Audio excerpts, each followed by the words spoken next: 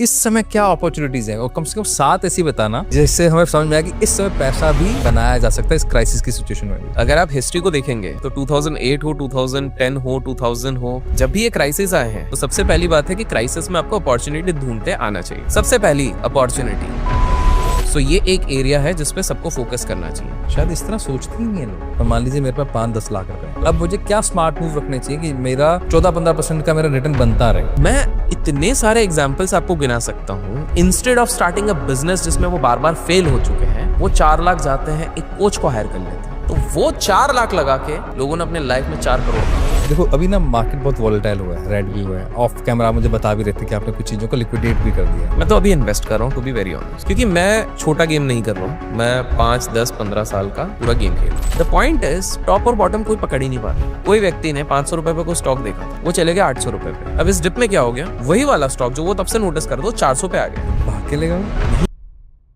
अभिषेक sir, बहुत crisis वाली situation चल रही है। बिल्कुल पता नहीं लग रहा ट्रम्प साहब इधर जाएंगे उधर जाएंगे, रोज नए नए स्टेटमेंट्स आते हैं। जी। लेकिन जो कोचेज होते हैं, जो फिर आप जैसे इन्फ्लुएंसर भी हैं, आप लोगों को गाइड भी करते हैं, इस समय क्या अपॉर्चुनिटीज है, और कम से कम 7 ऐसी बताना जिससे हमें समझ में आया कि इस समय पैसा भी बनाया जा सकता है इस क्राइसिस की सिचुएशन में भी। देखिए क्राइसिस तो है, लेकिन क्राइसिस में ही अपॉर्चुनिटीज मिलती हैं। अगर आप हिस्ट्री को देखेंगे तो 2008 हो, 2010 हो, 2000 हो, जब भी ये क्राइसिस आए हैं, फॉर एग्जांपल हम लोग आज जो सबसे बड़ी टेक कंपनीज देख रहे हैं, चाहे वो गूगल हो, माइक्रोसॉफ्ट हो, ये आई थी क्राइसिस के समय पे ही। क्राइसिस के टाइम पे ही ये इतनी बड़ी, जो आज हम यूनिकॉर्न्स एंड अब तो नए नए वर्ड्स मेगाकॉर्न्स और पता नहीं क्या क्या हो गए हैं, तो ये सब क्राइसिस के समय पे ही आती है। तो सबसे पहली बात है कि क्राइसिस में आपको अपॉर्चुनिटी ढूंढते आना चाहिए। एक आम इंसान अलग अलग नजरियों से देख सकता है कि अपॉर्चुनिटीज कहाँ पर आ रही हैं। सबसे पहली अपॉर्चुनिटी मैं बात करूंगा, पहले स्टॉक मार्केट रिलेटेड क्या अपॉर्चुनिटीज आ रही हैं। पहला हो गया डिफेंस सेक्टर।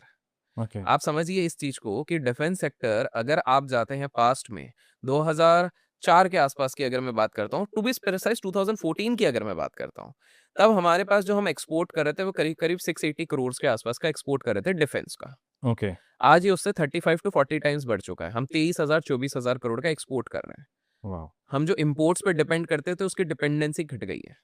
ओके। कहीं ना कहीं 5 साल पहले आपको हार्डली स्टॉक मार्केट में कोई भी डिफेंस कंपनी लिस्टेड दिखती थी, आज आपको बहुत सारी कंपनीज दिख रही हैं। ट्रू। तो डिफेंस इज अ स्पेस, जो ये जियोपॉलिटिकल टेंशन इतना बढ़ गया है, भारत कभी नहीं चाहेगा कि इस रेस में हम चाइना और अमेरिका के बहुत पीछे रह जाएं। सो ये एक एरिया है जिसपे सबको फोकस करना चाहिए। इसका एक ड्रॉबैक ये है कि अभी भी जो सबसे ज्यादा ऑर्डर सप्लाईज आते हैं वो पब्लिक सेक्टर एंटरप्राइजेस में ज्यादा आ रहे हैं, डिफेंस कंपनीज में। प्राइवेट स्पेसेस में प्लेयर्स अभी और उभर के आएंगे। तो इसको वो थोड़ा आपको, समझाना पब्लिक से। देखिए पब्लिक सेक्टर वो होता है जिसमें गवर्नमेंट की ओनरशिप रहती है, गवर्नमेंट ओन्ड रहती है। तो गवर्नमेंट ओन्ड कंपनीज में तो ऑर्डर्स बहुत बढ़िया आ रही हैं, लेकिन जो प्राइवेट सेक्टर कंपनीज उसमें भी आ रही हैं, लेकिन आपको बहुत सिलेक्टिव रहना पड़ेगा। ओके। तो प्राइवेट सेक्टर पे भी जिस तरह से फंड्स आने लग जाएगा, और कहीं ना कहीं गवर्नमेंट ये क्लियर कर चुकी है कि हम बहुत सारा पैसा लगाने वाले हैं। जीडीपी का एक बहुत बड़ा हिस्सा जो कि 4th largest in the world है, वो हम लोग डिफेंस में लगा रहे हैं। वाह।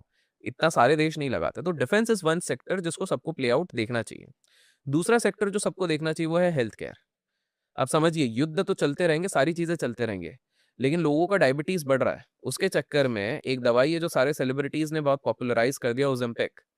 अब आप जान के हैरान हो जाओगे, ओजेम्पिक आज से पहले 8,500-9,000 तक की ही रेंज में आ रहा था, single injection for a month.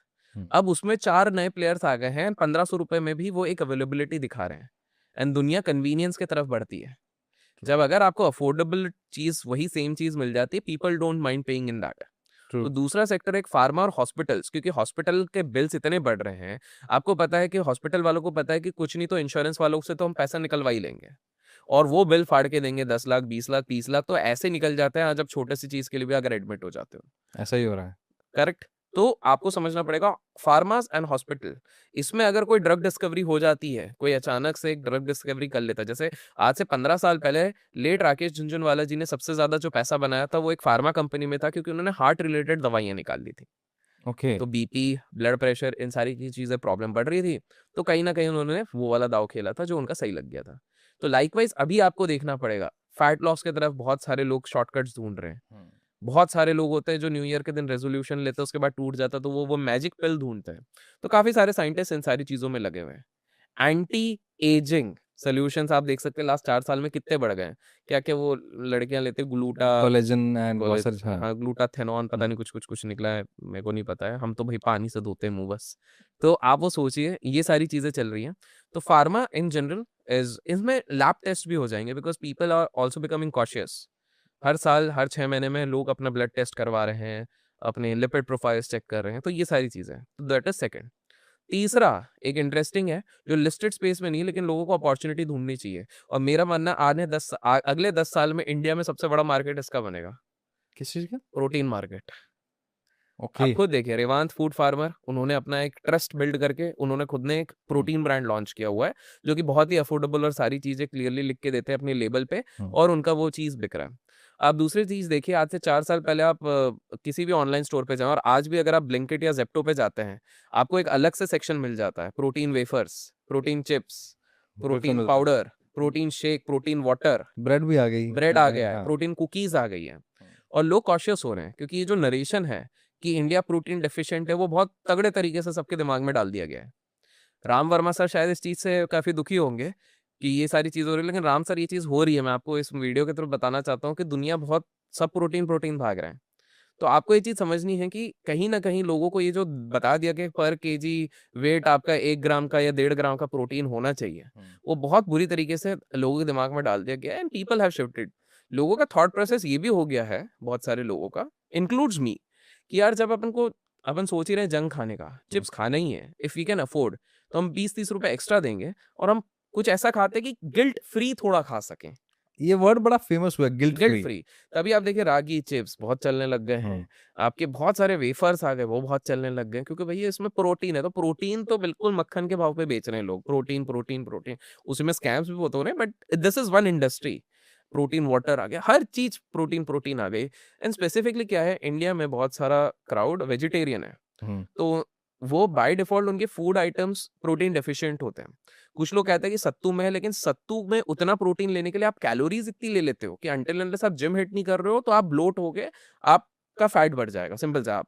तो कहीं न कहीं कम कैलोरीज़ में ये प्रोटीन वाला market is just buzzing, so that is रेवान ने भी उसी मार्केट को देखा और अब उसको एक्सप्लोर करके उसमें बढ़ रहे हैं। तो लाइकवाइज़ काफ़ी सारे प्लेयर हैं, होल ट्रूथ आ गया, काफ़ी सारे प्लेयर्स हैं। आप देखें रणवीर सिंह खुद स्टेक लेके सुपर यू बेच रहे हैं। तो आप समझ सकते हैं कि प्रोटीन यूट्यूबर्स में वो हमारे गौ बीस्ट भाई साहब हाँ, हैं, गौरव गौरव जी तनेजा, हैं, हाँ। वो खुद कर रहे हैं। तो दिस इटसेल्फ शोज़ कि एक बहुत बड़ा और ये मार्केट शुरू हुआ है, ये और बढ़ेगा। तो this is the third market जो लोगों का अब इसमें कोई लिस्टेड स्पेस में आ गया तो और एक है। चौथा है quick service, like Blinkit and that, Blinkit, Zepto, हुँ। सबको कन्वीनियंस चाहिए। 10 मिनट्स वाली चीज़ लोगों के लिए चैलेंज हो रही थी, गवर्नमेंट का भी प्रेशर आ रहा था, तो अब उनने वो गारंटी वाली चीज़ हटा दी है। 15 बट स्टिल 15 मिनट्स में आज आप और मैं इधर बैठे हुए हैं। मैं आपको बताता हूँ, लास्ट वीक जब मैं दिल्ली में था, तो because of a very hectic situation plus मैं जब ट्रैवल कर रहा था, तो एक जगह पे थोड़ा एडवेंचर स्पोर्ट करते-करते मेरे को यहाँ पे जर्क आया। कि शौक तो अपने हैं ही, कूदना-वूदना, पहाड़ों से कूद जाना और ये वाला, तो जर्क आया। तो at night 12 when I had that excruciating pen, मैंने ब्लिंकिट किया, spray was showing 14 minutes, 20 minutes लगा थोड़ा वो करने, 20 मिनट्स में आ गया। अब सोचो मैं ये चीज़ पहले तो कभी सोच भी नहीं सकता था, करेक्ट? तो मेडिकल स्टोर भी नहीं खुले होते मेडिकल थे? स्टोर रात को 12 साढ़े 12 बजे कहाँ मिलेगा मेरे को, हुँ। बट मेरे को वो चीज़ मिल गई। तो लाइकवाइज़ खाने-पीने पे 2 लोग बैठते हैं, क्रिकेट का मैच चल रहा है, भाई यार पॉपकॉर्न मँगा, नहीं भाई मैं तो हेल्दी वाले खाऊँगा, ले तेरे लिए हेल्दी वाले मँगा लिए, मखाना मँगा लिए। हुँ। तो इस तरह से बैठ के हो जाता है।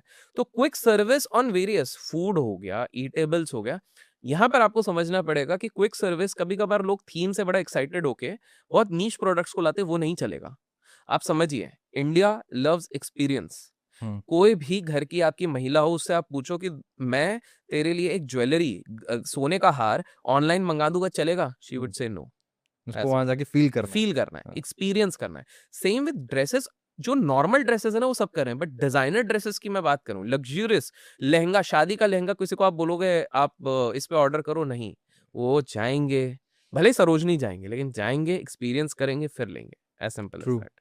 तो एक्सपीरियंशियल वाली चीज़ नहीं होगी, बट हाँ, काफ़ी सारी चीज़ें क्विक सर्विस की तरफ बढ़ रही है, इसलिए उसका मार्केट एक्सपैंड हो रहा है, तभी उनके मालिक लोग कैमेलियास में घर ले पा रहे हैं, सिंपल सी बात है। तो ये हो गया चौथा। 5वां सेक्टर जो मुझे लगता है कि बहुत बढ़िया ग्रोथ अभी तक नहीं हुई है और वो होगी इन द नेक्स्ट 5-10 इयर्स, बहुत ही होगा, वो है insurance sector. For okay. Multiple reason.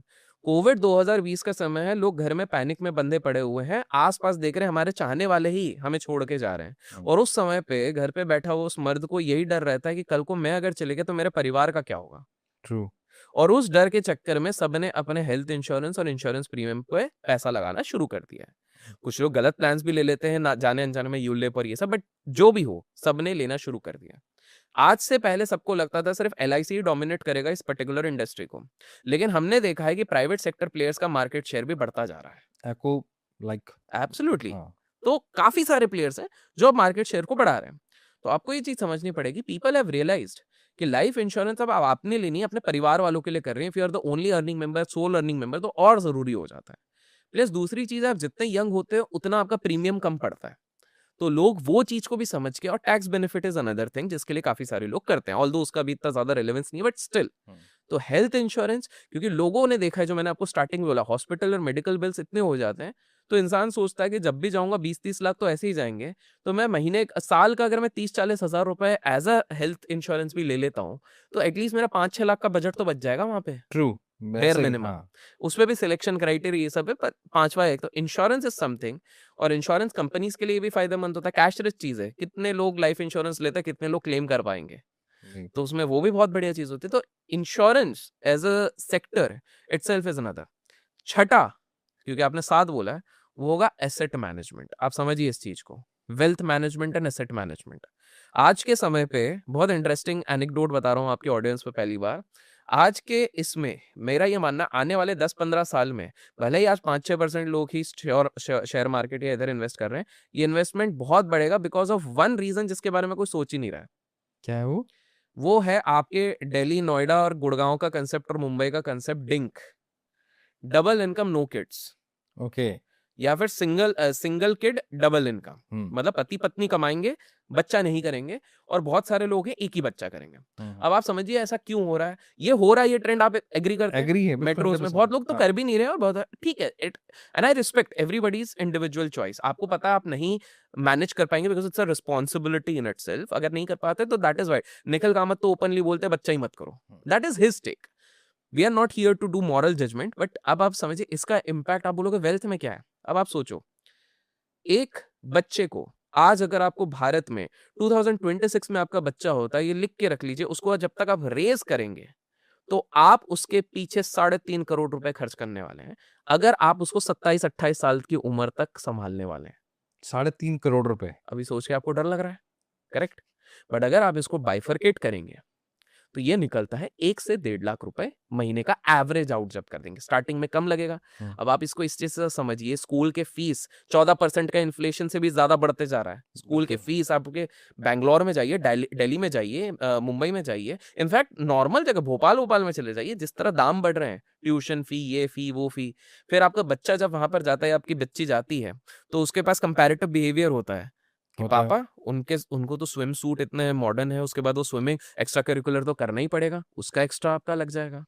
सामने वाले के बच्चे ने अगर गलती से प्ले स्टेशन दिखा दिया तो आपको भी प्ले स्टेशन आज नहीं तो अगले साल तो दिलाना ही पड़ेगा। सो ये सारी चीजें, प्लस जो एक्सपेंस ऑफ एजुकेशन इतना ज्यादा बढ़ता जा रहा है, और ये तो मैं तब बोल रहा हूँ विकास जी, अगर वो इंडिया में पढ़े, बाहर चला गया तो 5-5.5 करोड़ मिनिमम, बेर मिनिमम, अब मान के चलिए। तो क्या आप लोगों की प्लानिंग है? अगर आप लोग दिल्ली जैसी जगह में हो और आपका मंथली इनकम लाख रुपए है, fine, you can manage a kid. But लोग लाख रुपए में 3 बच्चे कर ले रहे हैं, एंड देन वो स्पाइरल हो जाता है, फाइनेंशियल डिसिप्लिन जाता है, डिप्रेशन आ जाता है, क्योंकि प्लानिंग तो करी नहीं आगे की, इन्वेस्ट तो करा नहीं, महंगाई अलग खा रही है। समझ रहे हैं? आप सोचिए, किसने सोचा था अचानक से यूएस ईरान का वॉर हो जाएगा, और अब ही जब वो लोग वीडियो देख रहे हैं, उनको पता भी नहीं है, साइलेंटली उनके महीने का खर्चा 3 से 3.5 हजार बढ़ चुका है। भाई सिलेंडर नहीं मिल रहा, सब्जियों के रेट बढ़ चुके हैं, पेट्रोल का दाम बढ़ गया, पेट्रोल का दाम बढ़ गया। प्राइवेट कंपनी ने आज अनाउंस कर दिया, उसको फॉलो अप दूसरों करेंगे। 930 रुपए का सिलेंडर हो गया, वो भी 25 दिन की वेटिंग लग गई, 10 चीजें लग गई हैं। आपका पेट्रोल आने जाने का, जो लोग ओला उबर 70 रुपए में जा सकते थे, वही वाला 140-120 हो चुका है। बढ़ गए दाम। तो आपको पता, साइलेंटली आपका पैसा खा जा रहा है।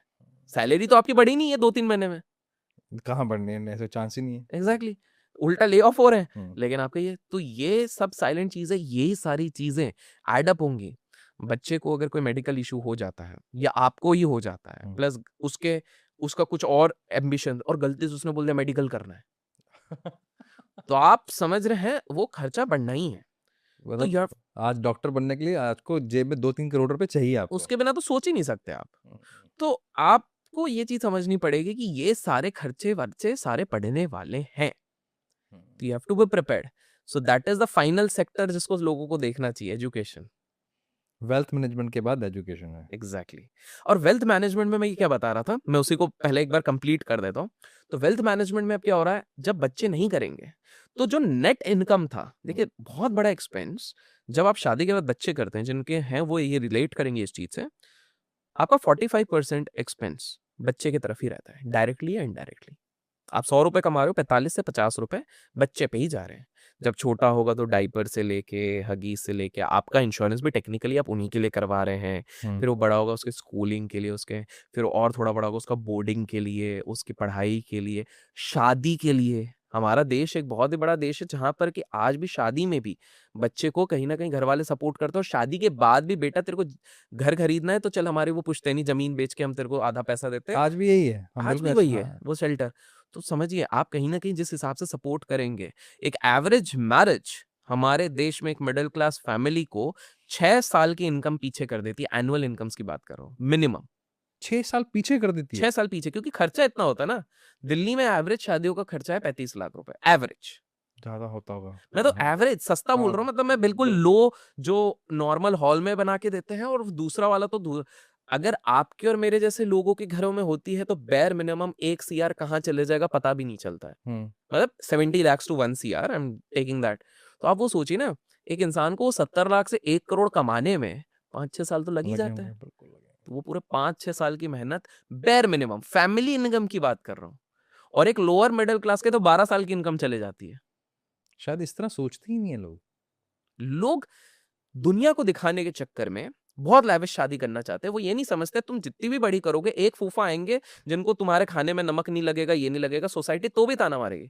तो अपनी खुशी के लिए जितना हो सकता है उतना करो, दुनिया वैसे भी काम नहीं आने वाली है, ताने वैसे भी पड़ेंगे। And I am telling you, हमारे रिलेटिव्स में ही मैंने देखा हुआ है कि they have got into financial loop holes because of this शादी। ये चीजें सामने दिखती नहीं है आजकल। तो ये बाय नाउ पे लेटर वाला भी सिस्टम चलता है कि भाई अभी शादी के लिए कर्जा ले लो, बाद में चुकाता रहना क्रेडिट। क्या फ़ायदा है ऐसे में? Exactly exactly. हाँ। अब इससे ना, बिकॉज आप ब्रेन और साइकोलॉजी पे बहुत बात करते हैं, जैसे पॉइंट आया तो आप ये सोचिए इसका कितना बड़ा इफेक्ट पड़ता होगा। एक लड़का हमारे देश में एवरेज 24 से 27 के बीच में शादी करता है, ठीक हुँ, है। मतलब बेसिकली मोटा मोटी नौकरी इसकी लगी होगी 23-24 में ही, हुँ। ठीक है। चलो बड़े से बड़े कॉलेज से भी निकला है, स्टार्टिंग में 1-2 साल तो मतलब समझदार होगा तो 2 साल, वैसे तो 4 साल तक तो बैचलर को समझ में ही नहीं आता पैसा कहाँ चले जाता है। ट्रू। क्योंकि नया नया पैसा आता है, पहली बार इंडिपेंडेंस आती है घर वालों के, और स्वाभाविक है यार, हम इतने बंद के रहते हैं, बेटा 10th की पढ़ाई कर ले, 12th की पढ़ाई कर ले, ग्रेजुएशन कर ले, फिर तेरा सेट है। तो अब जब सेट हो जाते हैं तो खुल जाते हैं, इसलिए आप देखोगे सारे अय्याशी उनको तभी करनी रहती है। तो वो बैचलर ने कुछ बचाया नहीं होता है। वो गिनती का अपना जितनी भी बढ़िया सैलरी होगी, बहुत ही समझदार होगा तो 10-12 लाख उसने बचाया होगा। शादी अगर 50 लाख की वो कर रहा है तो कहीं ना कहीं घर वालों से थोड़ा थोड़ा बहुत कर्जा ले लेगा। हुँ। अब आप सोचो, वो बंदे ने भले ही थोड़ा सा कर्जा लिया है, द वेरी फर्स्ट टाइम जब उसके घर पे एक नई वाइफ आती है, females don't think that way. उनको लगेगा कि यार पहले पहले आए हैं, तो उनके दिमाग में सपने होते हैं, बहुत घुमाया जाएगा, हुँ। नई नई साड़ियां आएंगी, ये आएगा। पहले एक आध बार तो लड़का भी टू इम्प्रेस वो चीज करेगा, बट इवेंचुअली वो बार बार उसको समझाने की कोशिश करेगा, समझो खर्चे बढ़ गए हैं, अभी मेरा प्रमोशन बाकी है, मेरा ये बाकी है। Then that rift starts creating, why? Because of that EMI, जिसका प्रेशर। अब 1 साल हुआ नहीं होगा, घर वाले बोलेंगे बेटा बच्चा खुशखबरी कब चाहिए। सुना रहे हो। वो नहीं हुआ होगा, बेटा अब तो फैमिली बढ़ गई, अब स्कूटर में तो काम नहीं चलेगा, बाइक में काम है, कार कब आ रही है। तो वो दैट गाय वो धीरे धीरे करके उस ईएमआई लूप में फंस जाता है।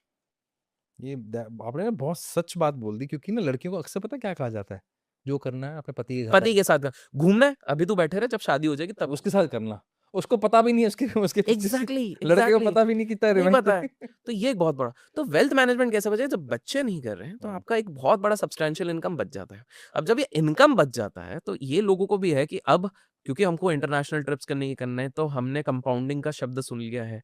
तो ये सब पैसा कहाँ जाएगा हमको नहीं समझ में आ रहा है, तो हम स्मार्ट वेल्थ मैनेजर्स को देंगे। तो ये वेल्थ मैनेजमेंट लाइकवाइज जो बड़ा इंसान है जो अपने काम में अच्छा कर रहा है, लेट्स से रियल एस्टेट का बादशाह है या बिजनेस का बादशाह है, उसको अपना बिजनेस समझ में आता है, लेकिन वेल्थ कैसे मैनेज करे वो नहीं। बिल गेट्स ने खुद ने अपना एक वेल्थ मैनेजर रखा हुआ था। लोगों को लगता है कि बिल गेट्स का पूरा वेल्थ माइक्रोसॉफ्ट से बना है, बिल्कुल सही, लेकिन उसको कंपाउंड उसके वेल्थ को किसने किया? उसके वेल्थ मैनेजर ने किया। उसके वेल्थ मैनेजर ने उसको आज से 25 साल पहले बोल दिया, मैं 17% 18% से मैं तुम्हारा वेल्थ को कंपाउंड करूंगा, तुम अपने काम पे ध्यान रखो। अगर सोचो बिल गेट्स को सारे काम खुद ही करने, भैया वेल्थ भी कैसे कंपाउंड करूंगा, इन्वेस्टमेंट्स भी कहाँ करना है वो भी देखना है, माइक्रोसॉफ्ट के, तो वो नहीं कर पाता। तो दे डेलीगेट। हेनरी फोर्ड भी यही करते थे। हर चीज के लिए उनके पास स्पेशलाइज्ड इंसान था। एक बटन होता था वो दबाते थे, वो वाला स्पेशलाइज्ड बंदा आ जाता था, वो करते थे। तो वेल्थ मैनेजमेंट और अभी बहुत बड़ा पूल है जो फाइनेंशियलाइजेशन ऑफ एसेट होगा। सेविंग्स हमारे पास बहुत ज्यादा है, लोगों के फिक्स डिपॉजिट्स और सेविंग्स अकाउंट में बहुत पड़ा है। धीरे धीरे लोगों को जब समझ में आ रहा है तो that is going to move towards financialisation. And final sector as I said is education. Education हमारे देश में अनफॉर्चुनेटली अब सिर्फ पढ़ाने की चीज नहीं, एक बिजनेस बन गया है, बहुत बड़ा बहुत बड़ा। लोगों ने यूनिकॉर्न्स बना दिए हैं इससे, चेन्स आ रही हैं, चेन्स आ गई, स्कूल्स बिल्कुल। की चेन्स आ अभी रही हैं। आते आते ही एक लोगो मैंने अभी जस्ट उधर भी देखा। तो आप खुद सोचिए पूरा, बिकॉज इसको सबने धंधा बना दिया है। एक समय होता था गुरुकुल समय या हमारे समय पे भी होता था कि teacher genuinely wanted a growth of that individual. Now they are just concerned कि मैं इधर से हाइक लेके अब कौन से दूसरे इंस्टीट्यूट पे लेके जाऊं। That's it. सो ये इतना बड़ा बिजनेस हो गया। कॉलेजेस में आप देखिए तो इंजीनियरिंग कॉलेजेस में जहां पर लोग सीट्स भी नहीं भर पा रहे हैं, वहां पर मैक्सिमम स्टेक है पॉलिटिशियंस का, because that sort of money is actually being poured over there. वो तो इनको पैसा घुमाना भी है घुमाना सारा भी कुछ, है। हाँ। तो अगेन ये पूरा बिजनेस ही बन गया है, सब पैसे का गेम बन गया है। आप आज जाके अपने बच्चे की फीस आप देखोगे, चाहे स्कूल या कॉलेज में, तो आप देखोगे इतनी सारी चीजें उसमें डाल दी गई हैं जो समझ में नहीं आता। अच्छा ये भी चाहिए, ये भी जरूरी है, इसका फी उसका फी इसका, छोटा छोटा छोटा करके। Plus schools are very specific. आपको अगर यूनिफॉर्म लेना है, बुक्स एंड कॉपीज लेनी है, ये क्या है, this is a proper system. अब पहले मुझे याद है अच्छी तरह, हम पहले अपने भाई की बुक्स यूज़ करते थे, ड्रेस भी से ट्रांसफ़र हो जाती थी। आजकल हर बार ड्रेस चेंज होती है, करेक्ट, ब्लेज़र चेंज होते हैं, बुक्स करेक्ट, चेंज हो जाती हैं, तो करेक्ट। वो खर्चे अननेसेसरी बढ़ चुके हैं यहाँ पे। एब्सोल्युटली। अच्छा, और अब ना कुछ लोग ये बोलेंगे नहीं अब तो एआई आ गया तो सब खत्म हो जाएगा, ऐसा कुछ नहीं है। आज भी एक सेंसिबल कंजर्वेटिव इंडियन चाहता है कि मेरा बेटा बेटी एटलीस्ट ग्रेजुएट तक पढ़े, उसके बाद उसको जो करना है करे, हमारे यहाँ पे एक्चुअल ग्रेजुएशन करवाई भी इसलिए जाती है कि शादी होनी है। शादी हो जाए। हाँ, करेक्ट। एंड मोर देन शादी एक सेफ्टी नेट माना जाता है। बिल्कुल माना जाता है। मतलब ठीक है, जितना भी होम स्कूलिंग ये वो ये सब बड़े लोग हैं, चोचले होते हैं, सही बताएं। आपके और मेरे जैसे परिवार वाले मेक श्योर करेंगे ना, हमको एजुकेशन की वैल्यू भी पता है। मेंटली मैच्योरिटी भी तभी आती है जब आप सोशल होते हैं, बच्चों के साथ मिलते हैं, वरना आपका आप सिर्फ घर पे बचपन से बच्चे को बिठा देंगे तो उसके अंदर वो सोशल स्किल्स ही नहीं आएंगी। एंड देन ये सारी प्रॉब्लम उसके बाद में लाइफ में, शादी में, ये सब आएंगे, and then you would think ये क्यों आ रही है। तो इट्स वेरी इंपॉर्टेंट, क्योंकि स्कूल और कॉलेज ही पहली जगह होती है जहाँ वो लोगों से मिलते हैं, सीखते हैं, लड़ाई होती है, सीखते हैं, किसी को धमकाते हैं, झगड़े होते हैं, कुछ चीज़ें प्राइवेट रखी जाती है, कुछ घर वालों को फ्रेंड्स की जैसे बताई जाती है। तो स्कूल सिर्फ वो नहीं है, एक नेटवर्किंग का पहला सबसे ज्यादा जरिया रहता है। तो मेरे हिसाब से जो लोग कह रहे हैं एआई आएगा, नहीं, एआई को इम्प्लीमेंट किया जाएगा स्कूल्स में, अब सिखाया जाएगा, जो सिखाया जा रहा है, अभी जा रहा है, बिल्कुल जा रहा है। तो उसमें बताया जाएगा कि बच्चे कैसे चैट जीपीटी का इस्तेमाल करके अपना कुछ काम कर सकते हैं, प्रोजेक्ट बना, ये किया जाएगा। बट ऐसा नहीं है कि एआई ही बच्चों को पढ़ाने लग जाएगा, वो पॉसिबल इंडिया में स्कूल रिप्लेस नहीं होने वाला। स्कूल रिप्लेस नहीं हो, तो वो बिजनेस चलना ही चलना है। ही चलना। बहुत इंटरेस्टिंगली आपने 7 ऐसी चीज़ें बता दी जिसमें अगर हम पैसा लगाएँगे तो आई एम श्योर कि हम कंपाउंडिंग की तरफ जा सकते हैं। बिल्कुल। अच्छा, अभी ना बड़ा ट्रेंड चल रहा है और उसपे आपने भी बहुत कंटेंट बनाया है, वो है ओके। गोल्ड एंड सिल्वर जी, जी, मेटल्स। जी। भाई समझ में ही नहीं आ रहा कि ऐसा लगता है कि अब मैंने गोल्ड खरीदा अब पक्का फंसूंगा। देखिए, सिल्वर लिया तो ये फंसूंगा। ये तो यार कुछ लोग तेजस्वी होते हैं, वो जिस एसेट पे हाथ डाल देते हैं, गोल्ड पे डालेंगे, गोल्ड वहीं पे टॉप बना के गिर जाएगा, सिल्वर पे डालेंगे वहीं पे टॉप बना के गिरेगा, स्टॉक मार्केट में डालेंगे वहीं पे गिरेगा। बट अब रियलिटी समझते हैं, गोल्ड को कहते हैं सेफ हेवन। सेफ हेवन का अर्थ ये होता है, जब भी दुनिया की अर्थव्यवस्था हिल जाए, जियोपॉलिटिकल टेंशन हो जाए, तो सारा बड़े लोगों का पैसा, वो उनको कोई दूसरा एसेट समझ में नहीं आता, करेंसीज करेंसीज कुछ नहीं, वो गोल्ड में लगाते हैं। इसीलिए सारे देश रिजर्व्स बना के रखते हैं गोल्ड की। उदाहरण के तौर पे चाइना लास्ट 19 महीनों से गोल्ड को एक्यूमुलेट कर रहा था। उसके बाद से वो रैली हमको देखने मिली। लेकिन क्यों कर रहा था? क्योंकि उसको पता है what is the power of gold. दूसरी चीज है, कहीं ना कहीं डॉलर की वैल्यू घट रही है, तो लोग ये नहीं चाहते कि कल को हम डॉलर प्लेज्ड चीजों में अटक जाए, इसलिए गोल्ड को और करा जा रहा है। तीसरा, गोल्ड की हिस्ट्री 100 सालों से भी ज्यादा की है, उसका रिप्लेसमेंट नहीं है। सप्लाई इसका अलग है, डिमांड एक अलग है, और इसको रिजर्व्स के साथ साथ ग्लोबल रिकॉग्निशन है। कल को मान लीजिए कोई देश भी खत्म हो गया, पर उसका पास किसी का सोना है, वो सोना लेके कोई दूसरे देश में भी जाके उधर की वैल्यू में बेच सकता है। तो there are multiple benefits of gold. Silver last 2 साल में सबसे ज्यादा बवाल किया, क्योंकि एक बार में 160-170% चढ़ गया, जो किसी ने सोचा नहीं था। हम्म, क्यों? क्योंकि डुअल यूटिलिटी है कि भाई इससे आप ज्वेलरी भी कर सकते हो और दूसरा इंडस्ट्रियल यूजेज है।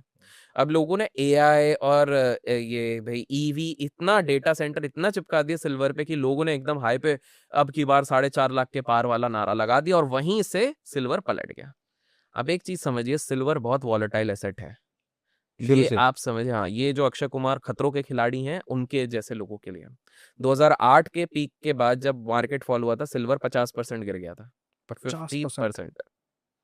और अभी जो आपने ऊपर से 20, 25, 30% देखा हुआ है, हु नोस, ना मुझे पता ना आपको पता, हो सकता है और भी गिर जाए। प्रॉब्लम ये है, आप एक सिंपल सा, मैं आपके ऑडियंस को एक ऑब्जर्वेशनल देखता हूँ, आप देखना ना, एक तरफ गोल्ड का चार्ट खोलना, एक तरफ सिल्वर, या गोल्ड का भाव देखना, सिल्वर का भाव देखना। अगर दोनों गिर रहे हैं ना, सिल्वर 6% गिरेगा तो गोल्ड उस दिन 2% या 3% गिरता है, मोस्ट ऑफ द केसेस, मतलब कम गिरता है, कम गिरता है। कम गिरता है। तो gold is a better hedge, as simple as that. Silver खतरों के खिलाड़ी है। क्या मैं ये कह रहा हूँ कि सिल्वर आने वाले 5-10 साल में नहीं बढ़ेगा? ऑफ कोर्स नॉट, बढ़ेगा। इंडस्ट्रियल यूजेज जिस हिसाब से खुलती रहेंगी, डेटा सेंटर में चाहिए, आपका जो सोलर पैनल होता है उसमें भी सिल्वर का लिक्विड लगता है, ये सारी चीजों में लगेगा, तो सिल्वर की डिमांड रहेगी। लेकिन क्या आप तैयार है सिल्वर की उस वोलेटिलिटी को झेलने के लिए कि वो एक स्विंग दे सकता है 50% नीचे का? क्या आप रेडी हैं? अगर आप रेडी हैं और आप सही में बोलते हो 10-15 साल का है, तो फिर तो थोड़ा थोड़ा आप लेते रहो, सिंपल। लेकिन अगर आपको चाहिए भैया मैं चैन की नींद सो पाऊं, क्योंकि अगर मेरे को नीचे दिखता ना, मेरे को एक सर्टेनिटी चाहिए, तो जो लोग बड़े लोग कर रहे हैं, जो कंट्रीज कर रही हैं, रिजर्व्स रख रही हैं, उनको फॉलो करो। They are holding on to gold, आप भी गोल्ड करो। आपको जान के हैरानी होगी विकास भाई, कि गोल्ड हमारे इंडियन हाउस होल्ड्स में जितना है, वो यूएस के रिजर्व से भी ज्यादा है। यूएस फेड के रिजर्व्स में जितना है, उससे ज्यादा गोल्ड हमारे हाउस होल्ड्स के पास है। प्रॉब्लम ये है कि हमारे हाउस होल्ड्स उसको सिर्फ ज्वेलरी जैसा ट्रीट करते हैं, हम्म। मार्कअप लगा देते हैं 20% का, ये सब। They are not actually understanding कि इसको फाइनेंशियल एसेट की तरह ट्रीट किया जाए, इसको डिजिटलाइज कर दिया जाए या फाइनेंशियल एसेट की तरह ट्रीट किया जाए, तो उसकी वैल्यू कितनी ज्यादा है। इसका अभी तक लोगों को, अभी एक ना इसकी थीम चली थी, क्या नाम है, एक गोल्ड की कंपनी है, कि आप अपना वापस गोल्ड दो हमें, हम आपको देंगे, ताकि आप हमें बाहर से नहीं खरीदना बाहर पड़े। से खरीदना पड़े तो क्या? ये कॉन्सेप्ट तो उन्होंने बनाया था ये डालने के लिए, कि भाई देखो कितना भारत को बट नुकसान हो हम रहा है। ना वो प्री हिस्टोरिक टाइम से ही वो चीज चलते आ रहा है, हमारे दादा वादाओं के टाइम से, कि अभी हमारे यहाँ तो शादी में दिया भी तो यही जाता दिया है भी ना। यही जाता है। हाँ। बट आप वो सोचो ना, लोग आज सोना क्यों खरीदते हैं? लोग ज्वेलरी खरीदते हैं, मार्कअप लगाते हैं उस पे, और रखते हैं कि बेटी जब बड़ी होगी 15-20 साल बाद, तब उसको देंगे। हम्म, मेरा ये कहना है कि जब आप आज 22 कैरेट या 24 कैरेट सोना लेते हैं, 20 साल बाद वो 22-24 कैरेट पे नहीं जाता है, इम्प्योरिटीज आ जाती है, वो उसके नीचे जाता है। That is number 1। तो वैल्यू उसकी कम हुई, मार्कअप आपका रिकवर नहीं होता है, वो तो गोल्ड का एप्रिसिएशन होता है। तो अगर आपको सिर्फ गोल्ड का एप्रिसिएशन ही लेना है, तो आज गोल्ड म्यूचुअल फंड और गोल्ड ईटीएफ है, आप उस तरह से एप्रिसिएशन लो। और जिस दिन बेटे की शादी है, उसी टाइम, क्योंकि आपको वही भाव मिलेगा। एडवांटेज क्या है? आपको अगेन एंड अगेन इस पे टैक्स नहीं भरना है, हम्म, जीएसटी अगेन एंड अगेन नहीं भरना है, मेकिंग चार्जेस आपको नहीं भरना है।